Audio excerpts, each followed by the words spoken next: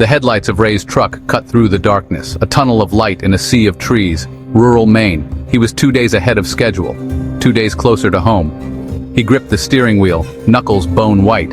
His eyes darted to the rearview mirror. No other cars, just endless blacktop.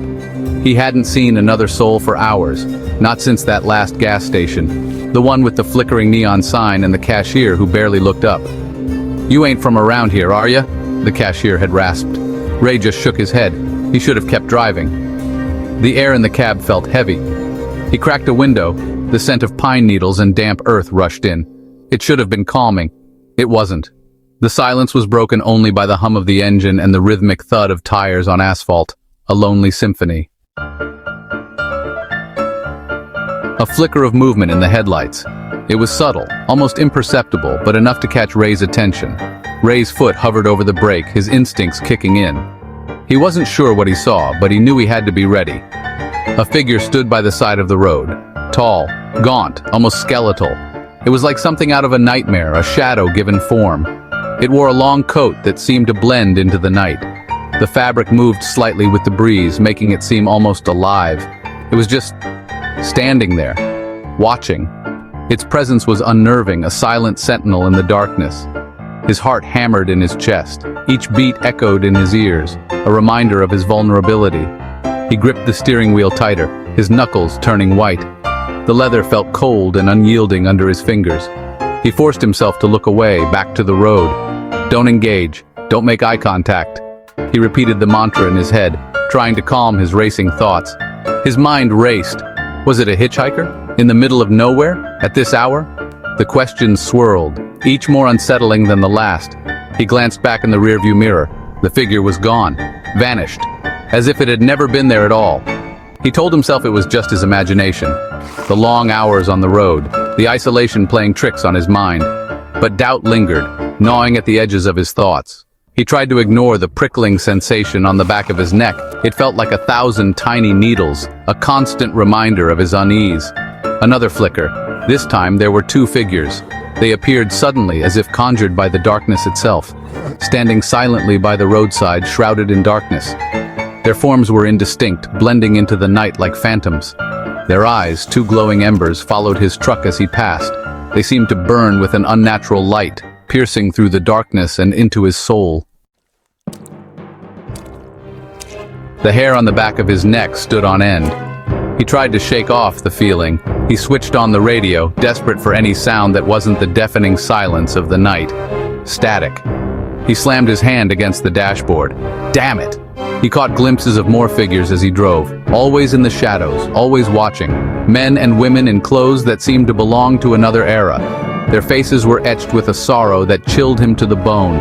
He tried to convince himself they were harmless, scarecrows maybe, but the fear was a living thing inside him now. It coiled in his gut, a cold, slithering serpent. He pressed down on the accelerator, urging the truck faster. He just needed to get out of this darkness, find a town, a gas station, anything familiar. The sign appeared out of the darkness, a wooden signpost, weathered and worn. The letters were barely visible in the moonlight. Ashton, 5 miles. Ashton? He'd never heard of it. He checked his map. Nothing. No Ashton. He considered turning back, but something drew him forward, a desperate hope for human contact. The town was like something out of a dream, or a nightmare.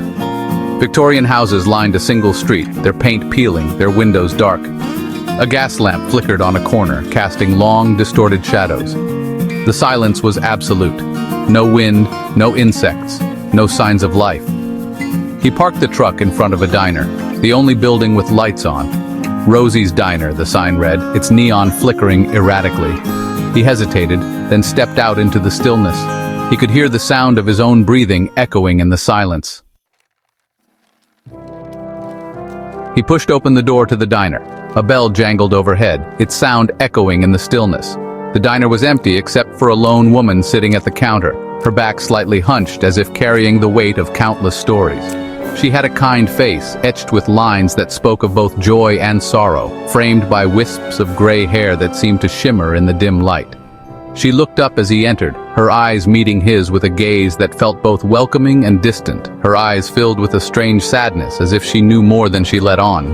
Welcome to Rosie's, hun. Coffee's on the house. Her voice was warm, yet tinged with an unspoken melancholy. He sat down at the counter, his unease growing.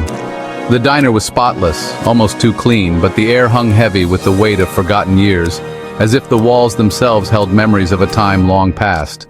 The air itself felt old, carrying a musty scent that reminded him of attics and forgotten places. This town, Ashton. I haven't been able to find it on any map, he said, his voice raspy from the long journey. The woman smiled sadly, a knowing look in her eyes. You won't find Ashton on any map, hun. Not anymore. Her words hung in the air, heavy with meaning.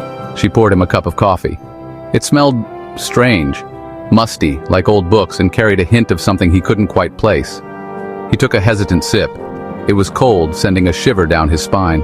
You see, hun, Ashton, we're not on the map anymore. Her voice softened, as if revealing a secret. Not in the way that matters. The mist outside seemed to thicken, wrapping the diner in a cocoon of isolation. This road, it has a way of holding on to folks, she continued, her eyes distant as if recalling lost souls, especially those who are lost. Her words lingered, echoing in the quiet diner, as if the walls themselves were whispering the tales of those who had come before. Her words hung in the air. Ray shivered. The chill wasn't just from the cold wind that swept through the town. It was something deeper, something that gnawed at his very soul.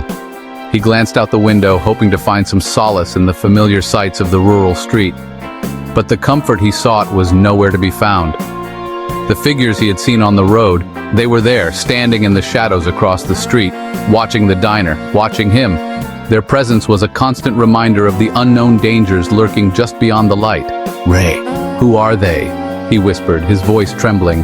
The question lingered in the air, unanswered, as if the very town itself was holding its breath. He couldn't tear his eyes away from their hollow gazes. Those eyes seemed to bore into his very being, stripping away any semblance of safety he had left. They seemed to radiate an ancient, bone-deep sorrow, a sorrow that spoke of countless lost dreams and unfulfilled promises. They were once like you, the woman said, her voice soft as cobwebs. Her words were gentle, yet they carried the weight of countless lifetimes. Travelers who stumbled upon this road. We all did, each one of us, drawn by the promise of something just out of reach. But this road, this town, it doesn't let go easily. It holds on to you, wrapping you in its eerie embrace, making escape seem like a distant dream. She looked at him, her eyes filled with a chilling knowing. It was as if she could see into the depths of his soul, understanding his fears and doubts. He felt a coldness spread through him, a creeping dread that settled in his bones. It was a feeling that he couldn't shake, no matter how hard he tried. He knew, with a certainty that defied logic, that she was telling the truth. The realization hit him like a tidal wave, leaving him breathless and disoriented. He was trapped, a prisoner in this forgotten town, on this endless road with the ghosts of lost souls. The weight of his predicament settled heavily on his shoulders, and he knew there was no easy way out. He tried to leave, to outrun the truth in her words. He jumped into his truck, slamming the door behind him. He turned the key in the ignition. Nothing. He tried again, and again. The engine wouldn't even turn over. Panic welled up inside him, choking him. He slammed his fists against the steering wheel, a primal scream building in his chest. He looked up, back at the diner. The woman was watching him. Her face was a mask of pity and resignation. He was caught in a spider web, the strands invisible but unbreakable. He stumbled out of the truck, his legs heavy, his body drained of all fight. He looked back at the road, the one that had led him here. It stretched into the distance, swallowed by the darkness. Or perhaps it was the darkness that had swallowed it. He was no longer sure. He didn't know how long he stood there, the chill of the night seeping into his bones.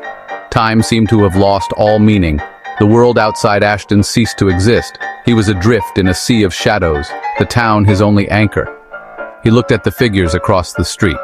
They stood motionless, their eyes burning into him. He understood now. They were not there to threaten him. They were there to welcome him. He was one of them now, another lost soul claimed by the road. He started walking towards them, drawn by an invisible force. He didn't look back at the diner. He didn't need to. He knew the woman was still there, watching him go. Her eyes followed him, filled with a sorrow as old as time. He reached the other side of the street. The figures parted slightly, making space for him. He joined their ranks, his shadow blending with theirs. The road stretched out before him, endless, unchanging. He began to walk. He was no longer Ray, the truck driver. He was just another figure on the side of the road, another ghost in a town that time had forgotten. Forever bound to this road, this town, this fate, he was home. The endless journey had just begun.